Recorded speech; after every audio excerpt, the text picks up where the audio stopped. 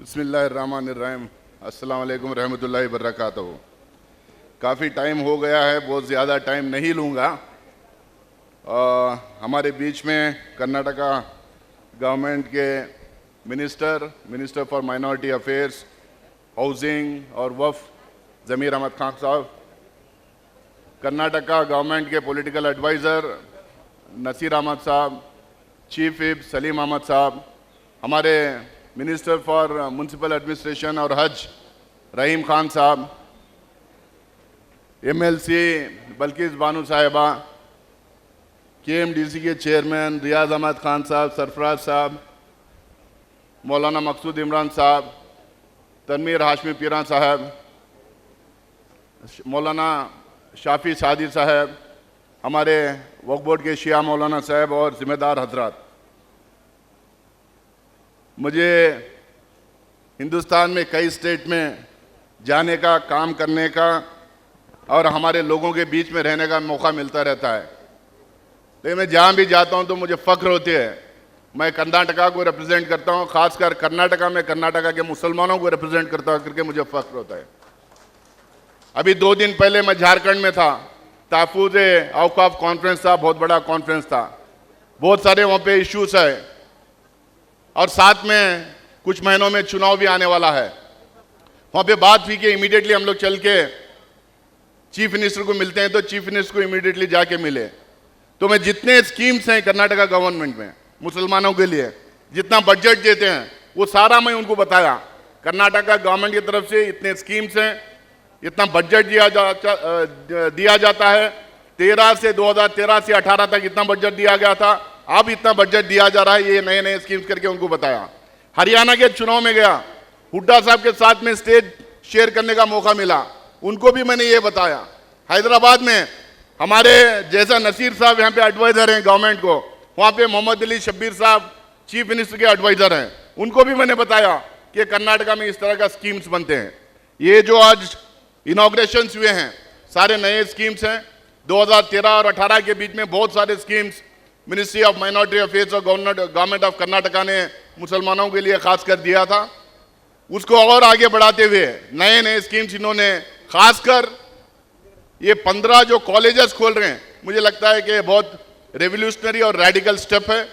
इससे हमारे लड़कियों को तालीम देने में और घर घर तालीम पहुंचाने में बड़ी कामयाबी हमें हासिल होगी इस कॉलेजेस की वजह से। और मैं दुआ करता हूं आगे और बहुत सारे इस तरह के स्कीम्स आए।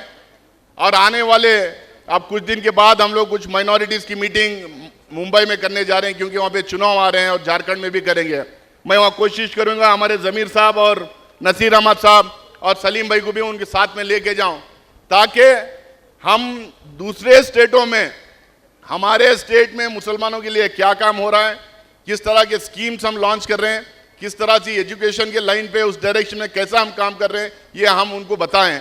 मेरी ख्वाहिश ये है कि कर्नाटका पूरे हिंदुस्तान में minority administration, minority protection, minority welfare schemes के लिए एक मॉडल बने और पूरे हिंदुस्तान को एक रास्ता दिखाएं।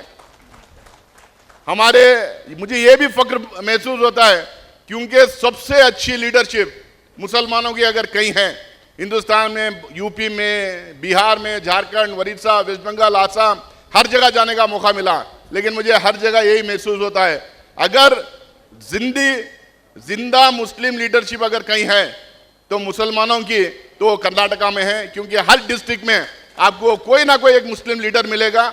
अवाम भी पढ़ी लिखी है, तरक्की पसंद मुसलमान यहाँ पे रहते हैं, और हमारे उलमा इकराम भी उसी तरह से हम लोगों को रास्ता भी दिखाते हैं, ताकीद भी करते हैं, और साथ में हमें दुआएं देने का भी काम करते हैं।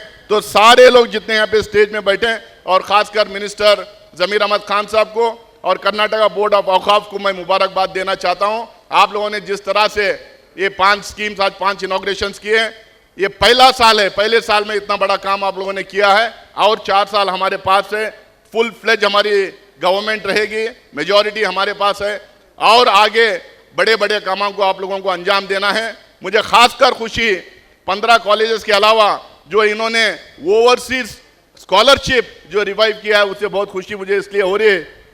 कुछ दिन पहले मैं लंदन में था, इंडियन मुस्लिम फेडरेशन की एक मीटिंग हो रही थी, तो उसमें बहुत सारी बातचीत हुई। तो वो कह रहे थे मुसलमान यहाँ पे पढ़ने आ तो जाते हैं इंडिया से, लेकिन बहुत सारे टाइम उनको फीस के लिए पैसे नहीं रहते, रहने के लिए पैसे नहीं रहते।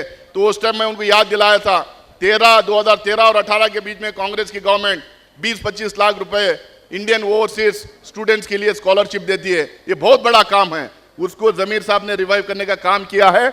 जो स्टूडेंट्स बाहर जाते हैं हिंदुस्तान के, वो हमारे कौम के लिए वो इंटेलेक्चुअल कैपिटल बनते हैं। हमारे कौम में जो बाहर से पढ़ के आते हैं वो लोग हमारी कौम को रास्ता दिखाने का काम करते हैं। तो मैं आप लोगों को मुबारकबाद देता हूं और दुआ भी करता हूं कि ऐसे और बड़े बड़े काम, नए नए स्कीम्स और मुसलमानों को आगे बढ़ाने के लिए खासकर एजुकेशन फील्ड में आप नए नए स्कीम्स लेके आते रहें और आपकी लीडरशिप आगे बढ़ते रहे। बहुत बहुत शुक्रिया आप तमाम लोगों का।